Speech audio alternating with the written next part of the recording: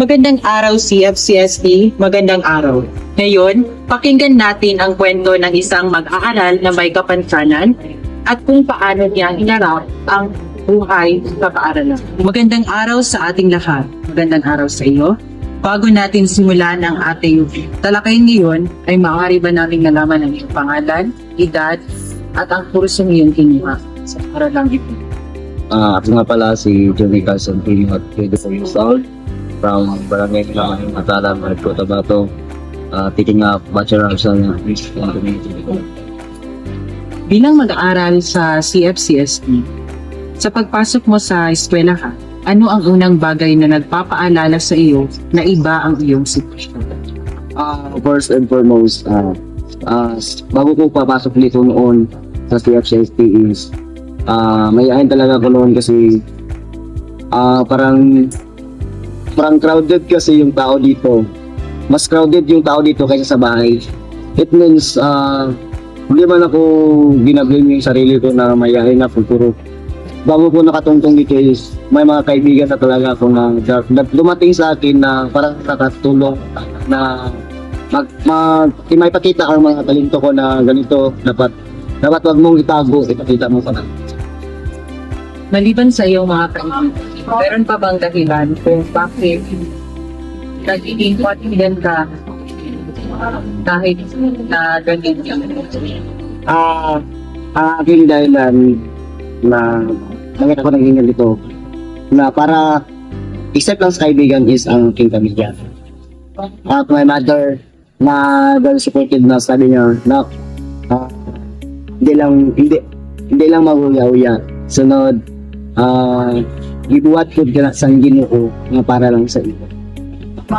So, ang pangalawang katanungan ay, sa loob na isasunod na naman, paano mo mahahanap ang iyong buwag na ang mundo ay tila hindi i-design para sa iyo? Mahanap ko ang aking puwang sa silid paaralan ay ang pagiging kaibigan. Sa pagiging kaibigan, diyan nagsisimula ang yung samahan nyo at kung gaano kayo perfecto sa isa't isa na kung ano ang kailangan ng isa dapat itulungan. Ako is bilang isang mag-aaral dito sa CFCST, Community Development Society, mapagbigay talaga ako. Kahit ganito lang ako, sunod, napagbigay ako sa mga kaibigan ko, sa mga kaklase ko, like, hindi man lang sa mga pera, sa mga papel, pero mapagbigay talaga ako sa like sagot. Sagot talaga. It means hindi ko man ginablame yung mga classmate ko na ganyan. Kahit ganito ako, pinagmamalaki na ng utak nila ako. So, dahil sa iyong palakaibigan, doon mo na pagtanto na ikaw pala ay may puwang kahit na iba ka sa kanila. Opo. For me, doon ko na kita kasi yung kung gaano sila matulungin sa akin. Sunod, yung pagiging matulungin nila sa akin, binabawian ko rin yung pagiging mapagbigay. Kasi kung hindi, pantay lang yun sa negosyo. Kung hindi mo pag-ipag-barter sa kanila, parang hindi perfect yung may bibigay rin ng tamang sagot. So, sa inyong magkakaibigan, hindi mo ba na-feel or nararamdaman na yung plan na let out ka na siya? Minsan, may-let out talaga ako like sa hindi ko man ginablame na matanggal sila. So, mayroon dito sa amin is may nakikita ng utak, may nakikita ng utak. Sunod, pero hindi namin yun bine-blame sa sarili namin sa isa't isa. Kasi yung pagiging kaibigan talaga namin is solid. Kaya yung parang tali god na kahit anong hila, hindi talaga mapuputol. So it means like yung mga fan na ginagawa nila, hindi man lang nila na parang left out nila ako na boss, hindi ka boss, kaya hindi ka dito di boss, kaya hindi mo ligaya. Boss, kaya ako rin na kahit tao man kayo. Hindi maiiwasan ang mga tinig. Ang iba ay may pagtataka, ang iba ay may awa. Paano mo ito hinaharap habang nag-aaral? For me, ang hinaharap ko noon hanggang ngayon is smile lang daw. Kasi hindi man lang hantong na naging ganito ako. Pero bigay talaga ito ng Diyos. Sunod, bait kasi yan, kakalabanin ko kasi yung mga ganyan na mga sitwasyon, masisira lang talaga yung mga leggings ko na makaka-stress like that na dapat yung ipantay ko lang ang pagtingin sa isang tao kung ano ang tingin nila sa akin, parang gano'n rin ang tingin ko sa kanila. Sinasabi nating inclusive ang edukasyon. Kailan mo naramdaman na tunay kang kabila? Nararamdaman ko na natunay kong akong kabilang sa edukasyon is yung pagpasok ko sa high school is doon ko nararamdaman na parang wala na talagang nagungutya sa akin. Like, kasi yung sa high school noon is parang isang grupo lang kasi kami lahat. Pero may iba't ibang tribo. May Muslim, may Manubo, may Lunggo. Sunod, parang doon ko rin na-realize yung mga ibang tribo na yung magiging mabait nila. Like that is, doon ko na narinig sa kanila na bakit natin kitsain ng isang tao? Doon ko narinig sa kanila na bakit natin kitsain ng isang tao kung may sarili ng din tayo? So, para sa iyo, sapat na ba ang pantay-pantay o mas kailangan natin ng patas o equity sa education?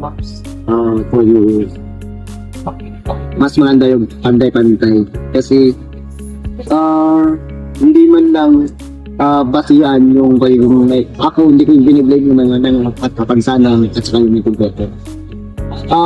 Gusto ko yung pantay-pantay kasi kung may kapansanan ko, parang galing ka talaga sa simula bago sa akyat sa taas.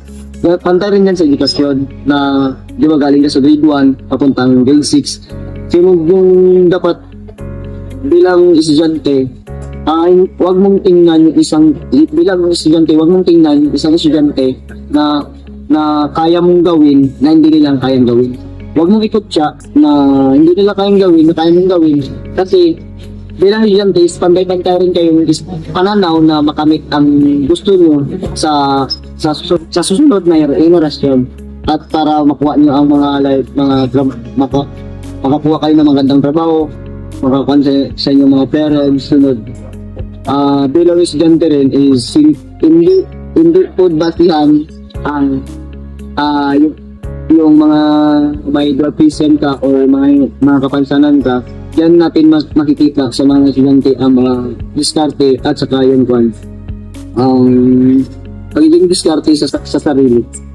So, ang pang-apat na tanong, sa mga activities gaya ng PATFIT o iba pang asignatura, paano binabago ng iyong mga guro ang paraan ng pagtuturo para masiguradong hindi ka naiiwan?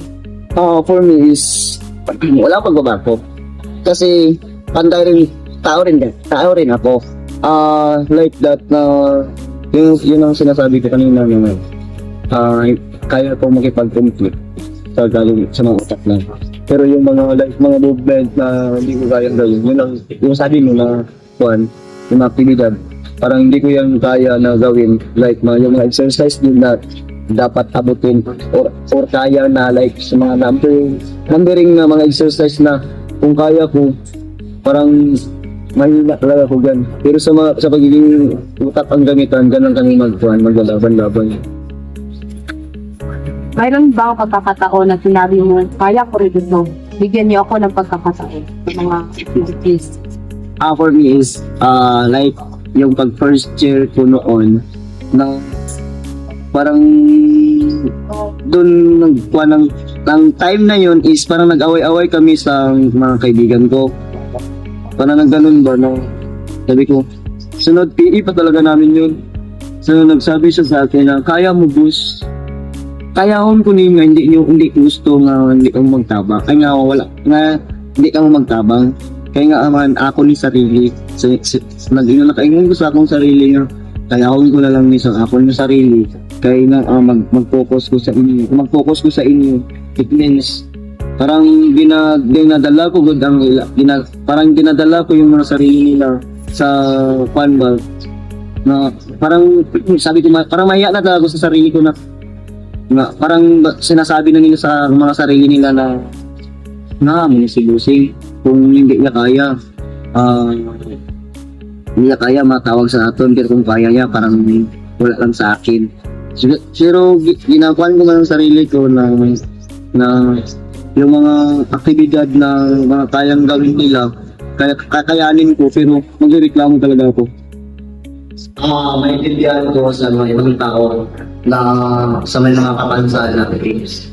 Bakit natin isukonsain ang isang tao na may kapansanan, hindi naman natin na tingnan natin at yung sarili muna bago ang may kapansanan. For me, hindi man lang ako ang may kapansanan na ganito sa mundo, pero ang mensahe ko lang sa mga unahin ko is yung walang kapansanan na nangungutya. Una, bilang dual Christian, paano ko lang sa kanila is hindi natin ginablame yung sarili nyo na hindi kayo dual Christian. At saka kami ay dual Christian pero bigay ito ng Panginoon na publiko kami. Buti kami ganito, pero hindi ko po ginablame na yung mga ibang may kapansanan na kulang-kulang, like may kulang ng utak, may kulang sa paa, mata, kulang. Ang mensahe ko lang sa mga may kapansanan is wag natin ikaw ng ating sarili kasi bigay ito ng ating Panginoon. At saka wag tayong mag-surrender. At saka mag-aral tayo ng mabuti. Sunod kasi bilang PWD, person with disabilities, pag-aral tayo ng mabuti. Kapag makatapos tayo, madali tayo makapasok sa trabaho. Like that, hindi man lang as a community developers, dito ko na-realize na mas maganda talaga na may pinag-aralan ka kaysa sa walang pinag-aralan. Yun lang. Sa kabila ng kanyang kapansanan, ipinapakita ni Johnny na hindi ito hadlang upang mamuhay ng normal. Siya ay likas na nakikipagsabayan sa klase at sa iba't ibang aktibidades sa paaralan. Sa tulong at suporta ng kanyang mga kaibigan at pamilya, patuloy na hinaharap ni Johnny ang kanyang hamon sa buhay.